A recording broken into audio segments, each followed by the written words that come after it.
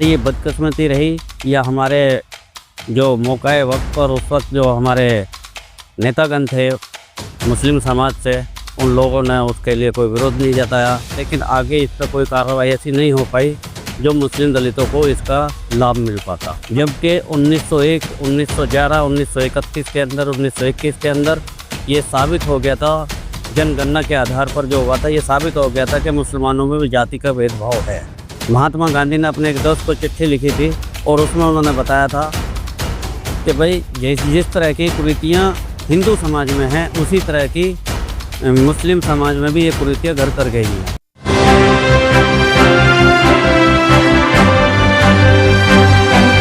मैं एम नफीस रशीद, आप देख रहे हैं भारत न्यूज़ 247।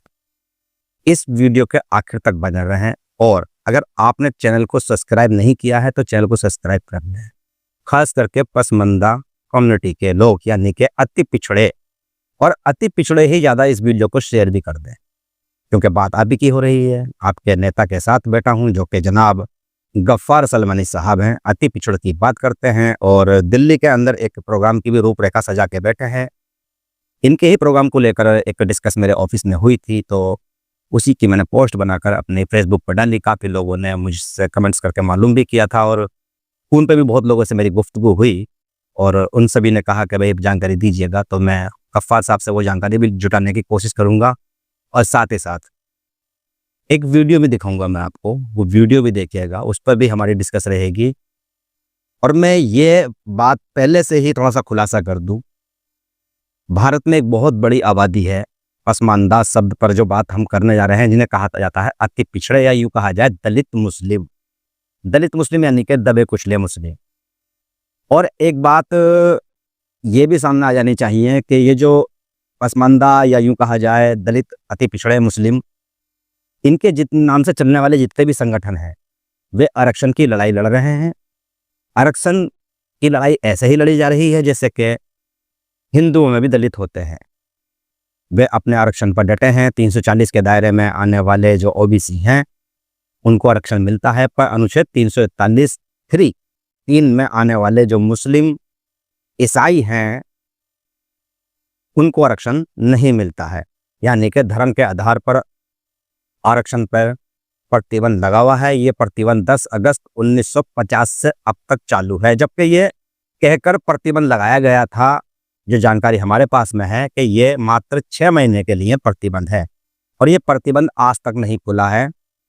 10 अगस्त 1950 को बहुत बड़ा समय बीत चुका है और जो मुस्लिम जिम्मेदार या यूँ कहा जाए मुस्लिम राजनीति को करने वाले लोग हैं, चाहे उसमें असदुद्दीन ओवैसी हों या आजम खान या बहुत सारे नाम आप समझ सकते हैं और ले सकते हैं। और आजकल एक नाम और कांग्रेस के नेता के रूप में बड़ा प्रसिद्ध है, इमरान प्रताप गढ़ी। वे गज़लें तो अच्छी गाते हैं पर कभी भी पसमानदा मुस्लिमों की बात नहीं करते हैं, ना इनकी शिक्षा की बात करते हैं, ना इनके उत्थान के लिए बात करते हैं और ना ही बात करते हैं इनके राजनीतिक भविष्य की। तो इन सभी बातों पे को करने के लिए मेरे साथ में मौजूद है गफ्फार साहब। स्वागत है आपका भारत न्यूज़ 247 में। अस्सलाम वालेकुम सभी मुस्लिम हज़रात का। जी वालेकुम सलाम। गफ्फार साहब, एक सवाल मेरा यह है कि जिस तरह एक आप प्रोग्राम सजाने जा रहे हैं अति पिछड़ों के लिए, इसका मेन मकसद क्या है, मैं थोड़ा जानना चाह रहा हूँ, जिससे कि हमारे दर्शकों को भी और जिन लोगों ने हमसे जानकारी लेना चाहा है उनको भी मालूम हो जाए। क्या मोटिव है आपका और क्या तैयारी कर रहे हैं, और साथ ही साथ क्या मांगे रहेंगी सरकार से और अपने समाज से क्या बताना चाहते हैं आप? देखिए, जो मैंने इतिहास पढ़ा, मैं उस इतिहास के बारे में आपसे बात करूँगा। जी। उस इतिहास में 1935 से लेकर 1949 तक मुस्लिम दलित के नाम से, जो ओबीसी में हैं, उनको मुस्लिम दलित के नाम से जाना जाता था। हिंदू दलित और मुस्लिम दलित के नाम से जाना जाता था। जी जी। लेकिन हमारी ये बदकिस्मती रही या हमारे जो मौके वक्त पर उस वक्त जो हमारे नेतागण थे मुस्लिम समाज से, उन लोगों ने उसके लिए कोई विरोध नहीं जताया। 1950 10 अगस्त को जो है एक राष्ट्रपति का एक शासन आदेश आया। उसमें जो है मुस्लिम ओबीसी यानी दलित मुस्लिमों को आरक्षण पर रोक लगा दी गई। जी जी। और जैसा कि अभी आपने कहा कि भाई ये 6 महीने के लिए था, तो ये 6 महीने के लिए लगाया गया था, लेकिन आगे इस पर कोई कार्रवाई ऐसी नहीं हो पाई जो मुस्लिम दलितों को इसका लाभ मिल पाता। हाँ, ये बात गफ्फार साहब मैं वाजे कर दूं, आपको जानकारी में दे दूं, शायद आपको हो तो हो, बेहतर है। ये बात मालूम हो जानी चाहिए सभी को कि 10 अगस्त 1950 में इस पर पाबंदी लगी, अनुच्छेद 343 3 पर, इन पर, तो ये कहकर लगी कि भाई मुसलमानों में भेदभाव नहीं होता, जात बरादरी नहीं होती है। उस समय मुसलमानों के साथ साथ ईसाई भी आ गए थे और बौद्धिस्ट भी आ गए थे और सिख भी आ गए थे।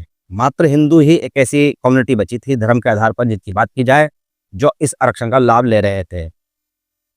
तो पाबंदी लग गई, फिर उसमें ईसाई बौद्धिस्टों को खोल दिया गया, बौद्धिस्टों को आरक्षण मिलना शुरू हो गया, उनको 341 के दायरे से बाहर कर दिया गया, आरक्षण चालू उनका, और इसी तरह ईसाइयों को भी हो गया, पर रह गए मुस्लिम और ईसाई। जी देखिए, जब ये पाबंदी लगाई गई तो धर्म के आधार पर लगाई थी जी हाँ। कि सब मुसलमान एक सार हैं, इसलिए इन्हें आरक्षण की जरूरत नहीं है। जबकि 1901, 1911, 1931 के अंदर, 1921 के अंदर ये साबित हो गया था, जनगणना के आधार पर जो हुआ था, ये साबित हो गया था कि मुसलमानों में भी जाति का भेदभाव है। 1941 में महात्मा गांधी ने अपने एक दोस्त को चिट्ठी लिखी थी और उसमें उन्होंने बताया था कि भाई जिस तरह की कुरीतियाँ हिंदू समाज में हैं, उसी तरह की मुस्लिम समाज में भी ये कुरीतियाँ घर कर गई हैं। लेकिन हमारे मुस्लिम समाज के जो लोग हैं, हमारे जो नेता हैं, जो पहले थे, जैसे मौलाना अब्दुल कलाम आज़ाद थे जी, उनको इस बात पर बात करनी चाहिए थी कि भाई ये मुस्लिम समाज पिछड़ा हुआ है, इसको भी आरक्षण की जरूरत है। जब हम तरक्की कर जाते, जब हम आगे बढ़ जाते तो हमारा आरक्षण बंद करा देते, कोई दिक्कत नहीं थी। लेकिन उस वक्त जब हम बहुत ही गिरी हुई स्थिति में थे, तब हमारा आरक्षण बंद कराया और हमारे नेताओं ने इस पर आवाज़ नहीं उठाई, और आज भी नहीं उठाते, क्योंकि कोई हमारा नेता है ही नहीं। जब भी बात आती, आरक्षण की बात आती, तो आप जो है इस्लाम का हवाला देते हैं, कुरान का हवाला देते हैं, जबकि हम कुरान के बारे में कुछ नहीं कहते, इस्लाम के बारे में कुछ नहीं कहते। जो कुरान ने कहा उसको हम सच मानते हैं, जो इस्लाम कह रहा है उसको भी हम सच मानते हैं। लेकिन हमारी जो मांग है, हमारी जो लड़ाई है, वो सरकार से है, ना कि इस्लाम के नुमाइंदों से है। हम आरक्षण चाहते हैं, इस्लाम के लिए कोई गलत काम हम नहीं करना चाहते, क्योंकि हम तो खुद मुसलमान हैं, इस्लाम को हम पूरा मानते हैं। क्या बात कही है। इसी तरह एक वीडियो जो मैंने कहा ना आपको कि एक वीडियो मेरे पास में मौजूद है, इसे सुन लीजिएगा। गफ्फार साहब, मैं ये वीडियो आपके हवाले करना चाहता हूँ, जिससे कि समाज भी सुन रहे हैं। हिंदुस्तानी मीडिया इस बात पर डिबेट करवा रही है कि मुसलमान 3 हिस्सों में तकसीम है, अशरफ, अजलफ और अर्जल। जो अरब से आए वो अशरफ हैं, दूसरे लोग कुछ अजलफ हैं, जो इंतहाई गरीब लोग हैं, जो कन्वर्ट हुए हैं, कहते हैं कि वो अर्जल हैं। मैं मुसलमानों से गुजारिश करूंगा, इस्लाम में ऐसी कोई तकसीम नहीं है। तमाम मुसलमान एक साथ बिस्तर पे बैठते हैं, एक साथ खाना खाते हैं, गले मिलते हैं, हाथ मिलाते हैं। हमारे यहाँ जो बिरादरियों का निजाम है वो ऊंच नीच और छोटा बड़ा, अदना आला और छूत छात के लिए नहीं है। ये कुरान पाक पारा नंबर 26 सूरह अल हुजुरात आयत नंबर 13 है। अल्लाह ताला ने बिल्कुल वाज़ेह लफ्जों में फरमाया कि वजअलनाकुम शुऊबन व क़बाइल लितआरफू। शुऊब और कबाइल के अंदर अल्लाह ने तुमको इसलिए तकसीम किया ताकि तुम एक दूसरे को पहचान सको। मगर अल्लाह के नजदीक बुलंद वो है, मुकर्रम वो है जो तकवा वाला हो, परहेजगारी वाला हो। वो लोग जिनके यहाँ छूत का निजाम है, एक साथ बैठ नहीं सकते, एक बिस्तर पे नहीं बैठ सकते, कुर्सी पर नहीं बैठ सकते, घोड़े पर सवार नहीं हो सकते, अच्छे कपड़े नहीं पहन सकते, एक बर्तन में खाना नहीं खा सकते, वो अब ये बताना चाहते हैं कि मुसलमानों में भी ऐसा है, इस्लाम में ऐसा नहीं है, इस्लाम की कोई तालीम ऐसी नहीं है। ये बात ज़हन नशीन होनी चाहिए, तमाम मुसलमानों को इससे आप आगाह कर दें। रहा ये कि हिंदुस्तान के किसी कोने में कोई मुसलमान इस तरह की गलती करता है तो ये उसकी अपनी गलती है, इस्लाम की तालीम में ऐसा नहीं है। इस्लाम का तो मामला ये है कि एक ही सफ में खड़े हो गए महमूद अयाज, न कोई बंदा रहा न कोई बंदा नवाज। हम आज भी शादियों में, दावतों में एक ही बर्तन में खाना खाते हैं, इमाम उसी बर्तन में खा रहा होता है, मुक्तदी भी उसी बर्तन में खा रहा होता है, गरीब उसी बर्तन में खा रहा होता है, अमीर भी खा रहा होता है, सैयद भी उसी बर्तन से नवाला उठाता है और मंसूरी और अंसारी भी उसी बर्तन से नवाला उठाता है। हमारे यहाँ बिरादरियों का वैसा निजाम नहीं जैसा दूसरों के यहाँ है, मगर टीवी पर बाकायदा डिबेट करवाया जा रहा है और मुसलमानों के जहनों में शक पैदा किया जा रहा है इस्लाम के तई नफरत पैदा करने की कोशिश की जा रही है और आपस में मुसलमानों में दुश्मनी पैदा करने की ये कोशिश है। आप जहन नशीन रखें कि इस्लाम की तालीम ऐसी बिल्कुल नहीं है।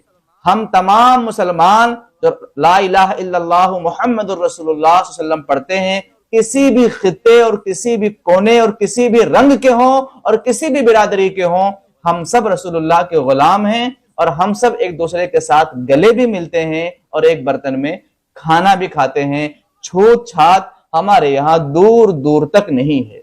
आपने ये वीडियो सुन लिया और इस वीडियो में जो कहा जा रहा है वो साफ साफ ये कहा जा रहा है कि इस्लाम में छुआछूत नहीं है। मेरी समझ में नहीं आ रहा है। मैंने इतने प्रोग्राम कवर किए हैं, बेतहासा प्रोग्राम कवर किए हैं मैंने पसमानदा के, अति पिछड़ों के, जो मुस्लिम हैं, वे कभी भी छुआछूत की बात नहीं करते। वे बात करते हैं आरक्षण के द्वारा राजनीति में उन्नति की, शिक्षा में बढ़ोतरी की, बेरोजगार या नौकरियां मांगने की। अब अगर बात आती है छुआछूत की, तो इस्लाम में नहीं है छुआछूत, और छुआछूत के आधार पर आरक्षण भी नहीं है। आरक्षण है कर्म के आधार पर, जो कर्म में यानी कि गरीब रह गया, पीछे छूट गया, राजनीति में छूट गया। तो सवाल ये आता है कि छुआछूत का तो ये बहाना बनाया जाता है, ना हिंदुओं में छुआछूत का लिए आरक्षण है, ना मुसलमानों में छुआछूत को लेकर आरक्षण होगा।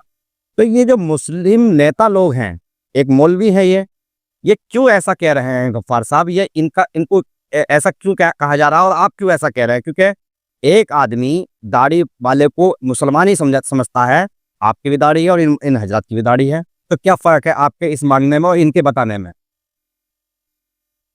देखिए, मैं मौलाना साहब को बस इतना ही कहना चाहूँगा कि मौलाना साहब सदियों से बाहर निकल कर आज के दौर में आए। अभी आपने देखा होगा कि मोदी ही सरकार, जो भारत सरकार है, हमारे प्रधानमंत्री हैं, उन्होंने अग्रिम जाति के जो गरीब लोग हैं उनको भी 10% आरक्षण दिया है। तो हमारे मौलानाओं को इसमें क्या ऐतराज़ है? उनको ऐतराज़ नहीं करना चाहिए कि जो मुसलमान गरीब हैं उनको आरक्षण मिलना चाहिए, जो दलित मुस्लिम थे उनको आरक्षण मिलना चाहिए, उनके लिए इनको तो बुलंद आवाज़ करनी चाहिए। ये उनका विरोध क्यों करते हैं? हम इस्लाम के लिए कहीं भी रोक टोक हमारे यहाँ पर नहीं है। ये सच कहा कि भाई इसमें कुछ ऊंच नीच है ही नहीं। मजे रहते रहो, मदरसे में एक जगह हो, सब एक जगह हो, खाना एक साथ खाएंगे। लेकिन हमारा तो कहना इस खाली इतना है मौलाना साहब, अगर आप इस वीडियो को देख रहे हैं तो इस पर गौर फरमाना कि आप अति पिछड़ों को लेकर हमारे साथ खड़े होइए। हम तो आरक्षण की मांग सरकार से कर रहे हैं, ना कि इस्लाम में विरोध कर रहे हैं। ये गलत बात है आपकी कि अगर कोई मुस्लिम पिछड़ा वर्ग आगे बढ़ने के लिए सरकार से कुछ मांगता है, कुछ लेना चाहता है, तो आप उसका विरोध क्यों कर रहे हैं? अच्छा, वैसे कोई जैसे तंजीमें चलती हैं आप मुसलमानों की, बहुत सारी तंजीमें हैं, ये तंजीमें कभी आवाज़ उठाती है इस आरक्षण के मुद्दे पर? नहीं, मैंने तो अभी तक नहीं देखा। जमात-उल-माए हिंद है, जमात इस्लामिया है और न जाने कितने कितने नाम से संगठन चल रहे हैं। वो उसके बाद में दरगाहें हैं, इदारे कहे जाते हैं, बड़ी बड़ी मस्जिदें हैं आप लोगों की, बड़े बड़े मौलवी हैं आप लोगों के, इनके जलसों में बड़ी बड़ी भीड़ें होती हैं। इनके यहाँ तबलीग जमात का जलसा देख लीजिएगा, अब लाखों की करोड़ों की गिनती करवाई जाती है। कि कभी इन लोगों ने ये बात मानी नहीं मानी है कि मुसलमानों में जात बिरादरी के आधार पर जो गरीब गुरबा है, यानी कि बेरोजगार हैं, उनके लिए आरक्षण सरकार दे, और कभी मांग करी? देखिए, मैं एक छोटा सा आपको एक उदाहरण देता हूँ। 2005 2005 जिस टाइम पे मनमोहन सिंह प्रधानमंत्री हुआ करते थे जी, वो अल्पसंख्यक समाज से आते थे।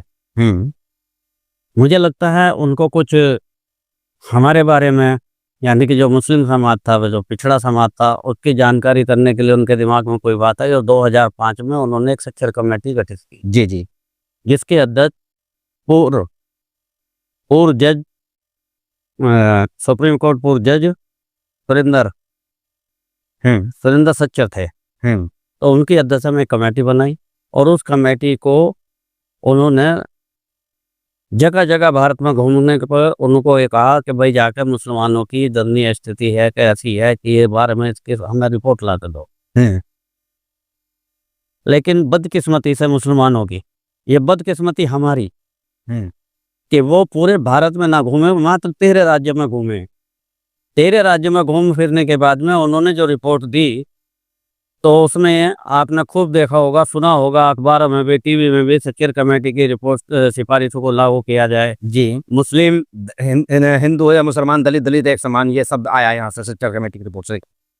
हाँ, तो उस टाइम पे छोटा सा प्रोग्राम जमात-ए-उलमा हिंद ने इस सच्चर कमेटी को लागू करने के लिए किया था, लेकिन उसके बाद इसको जो बिल्कुल दबा दिया गया, अच्छा। क्योंकि इसके अंदर हम्म। वही लोग जो बराबर इस बात को कह रहे हैं कि मुसलमान एक हैं, बिल्कुल हम एक हैं, इस्लाम मजहब एक है, इसमें ऊंच नीच का भेदभाव का कोई तर्क नहीं, बिल्कुल हम भी यही मानते हैं, नहीं है। लेकिन समाज में जो दबा कुचला है वो तो बराबर नहीं है ना। हमारी तो मांग उन लोगों के लिए है जो आज भी दबे कुचले हैं, पिछड़े हैं, शोषित हैं। तो हम उन लोगों की मांग को लेकर सरकार से आरक्षण की बात कर रहे हैं। तो ये जो आपने प्रोग्राम की रूपरेखा बनाई है, ये प्रोग्राम में क्या क्या रखने जा रहे हैं आप, और कहाँ कहाँ से लोगों को आपने बुलाया है, और किस क्या मसौदा बनाएंगे आप? ये प्रोग्राम हमारा जो है, ये एक आरक्षण मुद्दा है हमारा, दूसरा शिक्षा पर मुद्दा है हमारा, जी। तीसरे जो हम लोगों के पास में डॉक्यूमेंट नहीं होते हैं, उनको कंप्लीट डॉक्यूमेंट हमारे हर मुस्लिम समाज के घर में होने चाहिए। ये हमारा मुद्दा, मेन मुद्दा है। जैसे पढ़ाई का मुद्दा है, मैं देख रहा हूँ आजकल अल्हम्दुलिल्लाह बच्चे पढ़ रहे हैं, बच्चों को लोग पढ़ा रहे हैं, कोई 10वीं है, 12वीं है, कोई बीए भी कर लिया, कोई ग्रेजुएशन कर चुके हैं, लेकिन उनको सही रास्ता नहीं पता है, तो इसलिए वो 20-25 हज़ार रुपये की तनख्वाह पे वहीं के वहीं से अपना रह जाते हैं, नहीं कर पाते। तो उनको हमारी जो संस्था है, 12वीं के बाद में आप कौन सा कोर्स करके अच्छी इनकम और अच्छी इज्जत पा सकते हैं, हम इस पे काम कर रहे हैं। जी। आप ग्रेजुएशन करने के बाद में बहुत सारे बच्चे जो काबिल होते हैं, जी। जी। लेकिन आर्थिक स्थिति के कारण वो आगे बढ़ नहीं सकते, तो उन लोगों की जो कोचिंग सेंटर है वो हमारी संस्था खोलेगी और उन लोगों को पढ़ाएगी। और हमारा जो विचार है, हमारी जो सोच है, हमारे जो साथी हैं, हमारी जो संस्था के विचार हैं, वो ये हैं कि वे पढ़ लिख कर IAS बने, PCS बने, IPS बने, इस तरह के बड़े पदों पर हों। और जब भी देश का कानून बने, तो उस कानून के बनाने में एक कलम हमारे भी योगदान हो, ये हमारा मेन मुद्दा है। ठीक है। तो फिर भी गफर साहब, में आपने 3 बातें जैसे बताई हैं, तीनों चलिए समाज की उन्नति के लिए हैं। बात ये आती है कि आपने इसमें, जैसे कि आपका पिछले में कई सारी कमेटियां हैं, बहुत सारे संगठन पहले से चल रहे हैं, तो क्या उन लोगों से भी बातचीत करी है, या वो साथ चलेंगे आपके, या उनको आप बुलाएंगे नहीं बुलाएंगे? मेरी कोशिश तो यही होगी कि हम सब लोग मिलकर साथ चलेंगे। और रहा बहुत सारी संस्थाओं का, तो मुझे लगता है कि कई संस्थाओं से मेरी बात चल रही है, जिनको हमारा काम पसंद आ रहा, वो हमारे साथ आने के लिए तैयार हैं, हमारे साथ काम करने के लिए तैयार हैं। और समाज के स्तर पर ये मीटिंग होगी, या मतलब कोई मैन लोगों के साथ में बात करेंगे आप? नहीं, हम तो घर घर जा रहे हैं। हम विशेष तौर से एक व्यक्ति से कोई बात नहीं कर रहे हैं। अच्छा। हम घर घर जा रहे हैं, 10-10, 20-20 लोगों से हम मीटिंग करते हैं, उन्हें अपनी बात करते हैं, उसके मशवरे लेते हैं, और इस काम को हम आगे बढ़ा रहे हैं। हमारा विशेष तौर से एक आदमी नहीं, हम तो घर घर तक जाना चाहते हैं। तो जैसे कि खास करके मैं कुछ बिरादरियों के ही लेवल पे बात करूं, तो जैसे कि कुरैशी बिरादरी है आपकी, ये कुरैशियों को जरूरत नहीं है आरक्षण की, वो बड़े मालदार दिखाई देते हैं। मलिक बिरादरी के लोग हैं, वो बड़े मालदार दिखाई देते हैं। कहाँ जरूरत है आरक्षण की इन लोगों को? इसी के साथ साथ सैफी बिरादरी एक बड़े रुतबे में पहुंच चुकी है, और सैफ यानी कि वो लोग नहीं चाहते हैं कि भाई कोई भी आरक्षण वगैरह उनको मिले, और इस तरह के वो आंदोलन या कमेटियों मीटिंगों में शामिल हों। नफीस भाई, ये जो हमने प्रोग्राम शुरू किया है कि हम घर घर जाके मीटिंग कर रहे हैं, 10-10, 20-20 लोगों की मीटिंग कर रहे हैं, इसमें हमारे सामने ऐसा कुछ नहीं आया कि भाई कुरैशी बहुत पैसे वाले हैं, मलिक बहुत पैसे वाले हैं। इसमें हमारे सामने ऐसा नहीं आया कि सैफी बहुत पैसे वाले हैं या मंसूरी हैं। हम तो वहाँ जा रहे हैं और उन लोगों को देख रहे हैं कि जैसे हालात हमारे हैं ऐसे ही उनके हैं। हाँ, शहरों में जो चंद कुछ लोग आ गए हैं वो जरूर संपन्न दिखाई देते हैं, लेकिन हमारा मकसद तो गांव की गलियों में जाना है, घर घर जाना है, झुग्गियों में जाना है, हमें तो वहाँ से उन बच्चों को उनकी काबिलियत को निकाल कर देश के सामने लाना है और उनसे देश की सेवा कराना। एक मेरा आखिरी सवाल है गफ्फार साहब आपसे, आप आबादी मर्दों की और आप मर्दों की आधी आबादी महिलाओं की, तब आप पूरे होते हैं। पसमानदाओं के संगठनों के जो प्रोग्राम होते हैं इनमें महिलाएं दिखाई नहीं देती, तो क्या महिलाओं की जो जगह है उसको पूरी कर पाएंगे, या आप बस यही दिखाएंगे कि नहीं हम फिर मुसलमान हैं और वो पर्दा नशीन हैं, पर्दे वाली नहीं आनी चाहिए आपके प्रोग्राम में, और महिलाओं को बोलने का भी अधिकार नहीं है आपके बीच में आके? देखिए नफीस भाई, मैं इसमें खाली एक इतनी सी बात कहना चाहूँगा कि जब हमारा प्रोग्राम होगा तो उसमें आप खूब देखेंगे कि वहाँ पर महिलाएं कितनी हैं, समझे जी। मैं उन लोगों की तरह काम नहीं करूँगा जो उनको बेटियों को, आज औरतों को आप, बेटियों को, बहुओं को आप काम पे तो भेज रहे हैं, ऑफिसों में भेज रहे हैं, लेकिन जो इस तरह के जलसे हैं जहाँ लोगों को शिक्षित करने का मौका मिलेगा, तो उनमें सबसे बड़ा रोल किसका होता? औरत का। क्योंकि उसको ही सबसे पहला बच्चा उसकी गोद में खेलता है, सबसे पहला गुरु, सबसे पहला उस्ताद अगर कोई दुनिया में है तो वो माँ है। तो हम माँ को भी साथ लेकर, यानी कि औरतों को भी साथ लेकर हम इस काम को अंजाम तक पहुंचाने की कोशिश करेंगे इंशाअल्लाह। यानी कि आरक्षण की जो जानकारी है वो महिलाओं को देंगे आप? बिल्कुल देंगे। शुक्रिया बात करने के लिए। ये थे जनाब गफ्फार सलमानी साहब, जो कि एक दिल्ली में प्रोग्राम करने जा रहे हैं। उसी की रूपरेखा, बहुत सारी रूपरेखाएं मेरे सामने आई, वो मैंने सब आपके सामने भी रखने की कोशिश की है गफ्फार साहब के साथ में बैठकर, और इससे पहले ही मैं रख चुका हूं। अब देखना यह होगा कि जितनी बातें भी गफ्फार साहब ने बताई हैं वो आपके समझ में कहाँ तक आई हैं। और जो वीडियो, इन मौलाना साहब को मैं नहीं जानता हूँ, ये वीडियो व्हाट्सएप पर मेरे पास आई और हमने इनकी वीडियो को भी आधार बनाया है सिर्फ इसलिए कि मुसलमानों के बीच में, इस्लाम के मानने वालों के बीच में आरक्षण का मुद्दा बिल्कुल अलग है, वे इस्लाम से टकराव का नहीं है। जितने भी पसमानदा के नाम पर चलने वाले संगठन हैं वे इस्लाम को दूर रखकर सिर्फ संविधान पर ही बात करते हैं, राजनीतिक मुद्दा बनाते हैं इसको, और एक ही नारा देते हैं जो सच्चर कमेटी के टाइम पर उसको, उसकी सिफारिश लागू करने के लिए दिया गया था कि हिंदू हो या मुसलमान, दलित दलित एक समान। और बहुत सारे नारे, स्लोगन सिर्फ इसलिए ही लगाए जाते हैं कि भाई आरक्षण भी मिलना चाहिए। मीडिया को लेकर भी तरह तरह की भ्रांतियां फैलाई जा रही हैं। इस तरह ही मौलाना ने कह दिया कि मीडिया पर एक प्रोपेगेंडा रचा जा रहा है, जबकि जहाँ तक मैं समझता हूँ अगर काश आज पसमानदा कम्युनिटी के पत्रकार ना होते तो इस मुद्दे पे कोई बात भी ना करता, क्योंकि अक्सर कहा ही जाता है कि जिस समाज के लोग ज़्यादा जिस महकमे में या जिस जगह पर होते हैं वो महकमा भी उन्हीं समाज का हो जाता है। तो अब तक तो पत्रकारिता जो है, या यूँ कहा जाए जो किताबें और लेख और अखबार रहे हैं, वे अशराफ बिरादरियों के हाथ नहीं रहे हैं। पसमानदाओं के पास ना तो फंड होते हैं और ना फंड के साथ साथ बड़े ऐसे प्लेटफॉर्म है जहां पसमानदा अपनी बात कर सकते हैं, पर जो कर रहे हैं वो पसमानदा ही पत्रकार कर रहे होंगे।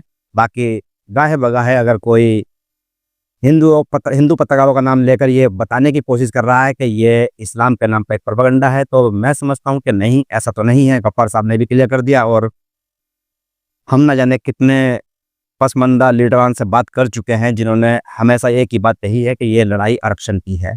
मैं एम नफीस रशीद, आप देख रहे थे भारत न्यूज़ 247।